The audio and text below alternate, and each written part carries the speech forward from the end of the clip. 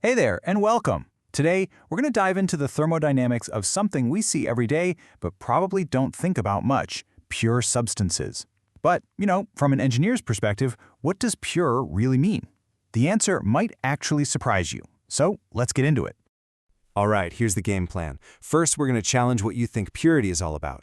Then, we'll look at the simple, elegant rule that governs what state a substance is in. After that, we'll take a journey with water, heating it up from a liquid to a vapor, and see how we can map that whole process. We'll even figure out how to describe that weird, in-between wet stage. And finally, we'll touch on some really cool advanced effects that, believe it or not, power our modern world. So first things first, what in the world is a pure substance? Well, the answer from a thermodynamic standpoint is probably not what you're thinking. Let me just start by asking you a question. Think about the air that's all around us right now. It's a mix of nitrogen, oxygen, a little bit of argon, and other stuff. So, would you call that a pure substance? Believe it or not, the answer is yes. See, in thermodynamics, purity isn't about having just one single element or molecule. It's all about having a uniform, consistent chemical composition all the way through. And because the gases and dry air are mixed together so perfectly, we can actually treat the whole thing as a single pure substance. And that leads us to the official definition. A pure substance has a fixed chemical composition throughout, and here's the key part: even across different phases. This glass of ice water, it's a perfect example. You've got solid ice, you've got liquid water, but chemically it's all just H2O. So the entire system, ice and water together, is considered pure.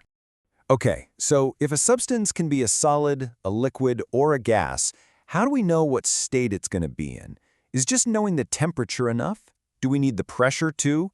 Well, it turns out there's a really simple, almost magical rule book for all of this: the Gibbs phase rule. Now, don't let the formula intimidate you. It's actually incredibly powerful. F stands for degrees of freedom. Just think of it like this: how many properties, like temperature or pressure, do you need to know to lock in the state of the system completely? And that depends on C, the number of chemical components you have, and P, the number of phases, solid, liquid, or gas. Let's make this real with our friend, water. When it's all liquid, that's one phase. The rule tells us F equals 2. That means you need to know two things, like both the temperature and the pressure, to know its exact state.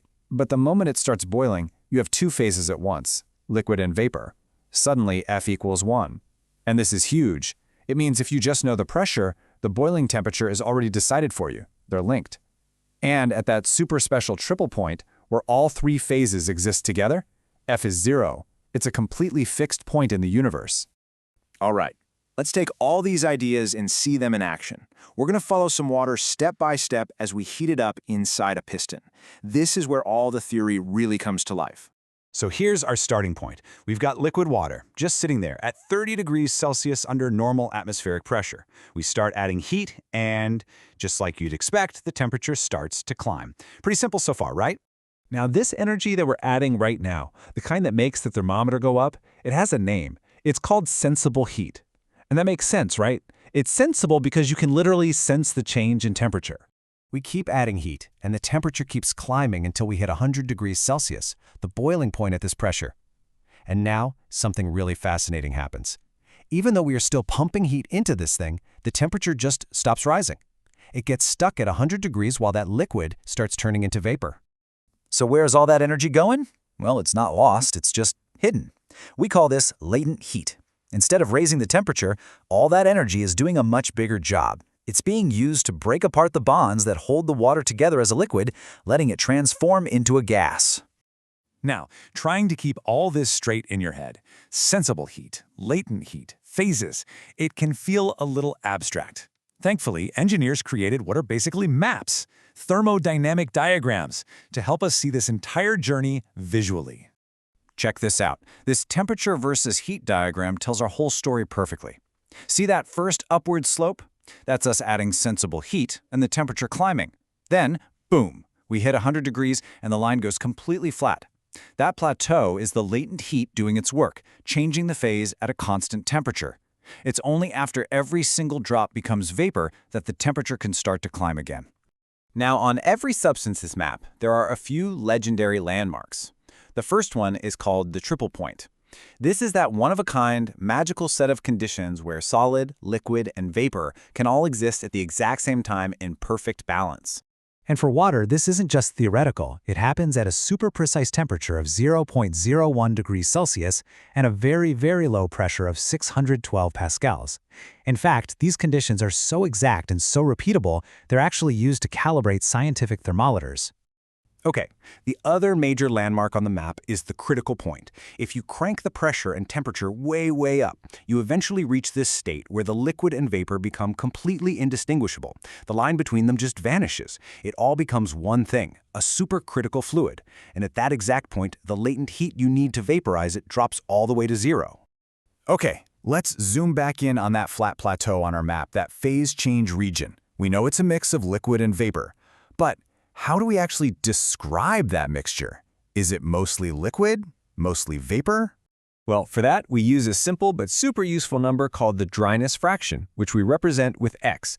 It's just the mass of the vapor divided by the total mass of the whole mixture. So if x is 0, it's all liquid. If x is 1, it's all vapor. And if x is 0.5, you guessed it, the mixture's exactly half liquid and half vapor by mass. It's just a clean, simple way to say where we are along that plateau.